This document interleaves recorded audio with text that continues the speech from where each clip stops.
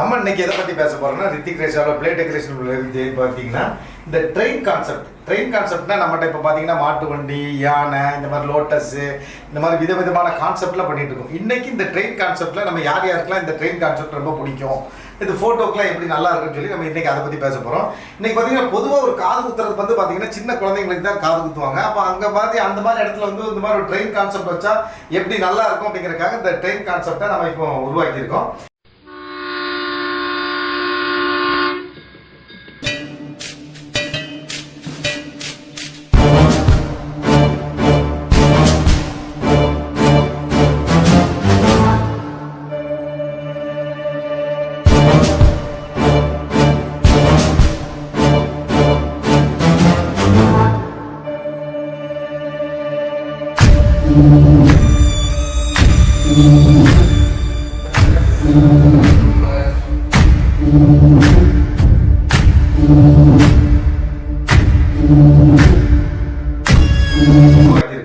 இப்போ இந்த ட்ரெயின் கான்செப்டை பார்த்தீங்கன்னாலே தெரியும். இப்போ நம்ம எப்பவுமே ஒரு சீர்வரிசை தட்டுனா ஒரு 10-11 தட்டு வைப்போம்.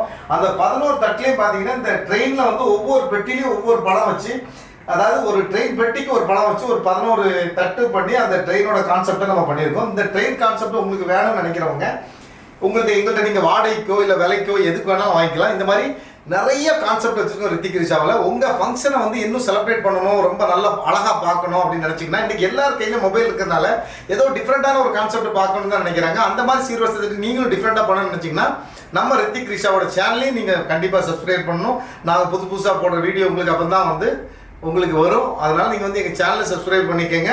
இந்த மாதிரி உங்களுக்கு வேணும்னு நினச்சிங்க, உங்கள் ஃபங்க்ஷன் நல்லா இருக்கும்னு நினச்சிங்கன்னா, இனி உங்கள் விசேஷமும் எங்களோட செலிப்ரேட் பண்ண நினைச்சீங்கன்னா இனி உங்கள் விசேஷம் எங்களுடன் ரித்திக் ரோஷா.